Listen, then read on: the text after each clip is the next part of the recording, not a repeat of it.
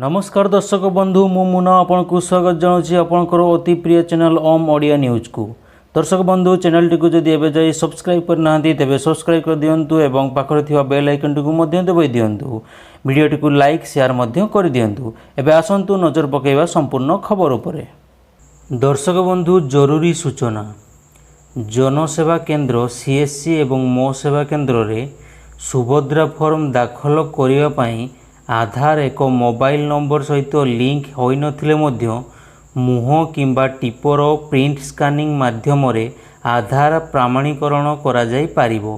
तेणु सुभद्रा फॉर्म दाखल पई मोबाइल नंबर गुडी को आधार सहित लिंक करने को व्यस्त होई गहली न करी बिना फोन नंबर लिंक रे मध्य आवेदन पत्र पूरण करी दाखल करी पारिबे। मयूरभंज जिला प्रशासन मयूरभंज प्रशासन तरफ जरूरी सूचनाटी जारी होईची। ये जरूरी सूचना आसबार कारण होउची आधार सेंटर रे बहुत गहली होउची मोबाइल नंबर लिंक करिया पई। एथिपाई सुभद्रा फॉर्म दाखल करिया पई फॉर्म टी को ऑनलाइन अप्लाई करिया पई तीनोटी ऑप्शन रहिची।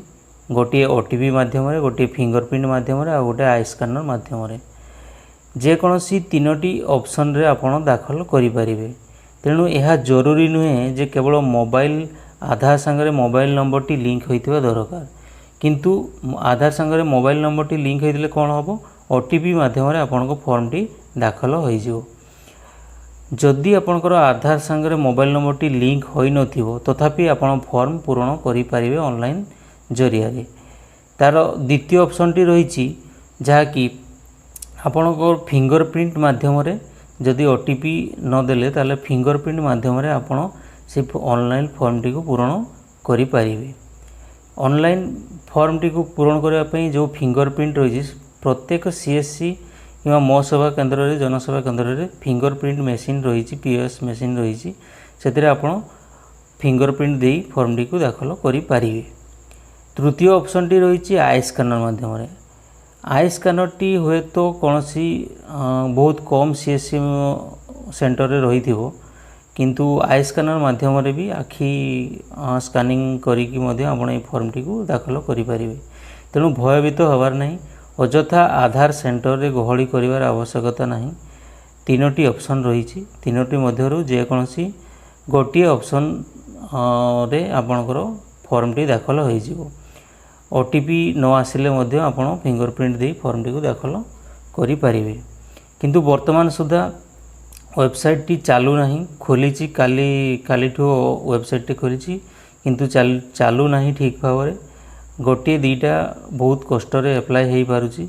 वेबसाइट टी बहुत जाम रहूची जेहेतु समस्ते एका संगरे से वेबसाइट ऊपर काम करूछंती, समस्ते अप्लाई करबा पई चेष्टा करूछंती। तेणु वेबसाइट टी ठीक भाव रे चालू नहीं। यह गवर्नमेंट नोटिस को भी जाइए। तेणु से माने लगी वेबसाइट को जमती सुचारू रूप से चालन करने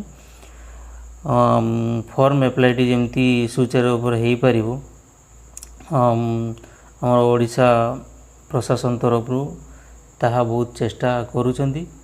खूब शीघ्र यह सॉल्व हो। तेणु भयभीत होबार नहीं। आधार सेंटर रे आपण माने अजथा गहली करिवार आवश्यकता नहीं। परे मध्य आपणकर मोबाइल नंबर आधार रे लिंक करि परिबे, सेतरे कोनोसी असुविधा नहीं। तेणु आधार सेंटर रे आपण जाउथिबे गहली भितरे आपण आज जाउथिबे सेतरे करि पार नथिबे, पुणी काली जाउथिबे, पुणी पर दिन जाउथिबे, एमती जाई जाई थकी जाउथिबे किंतु हेइ पार नथिबो।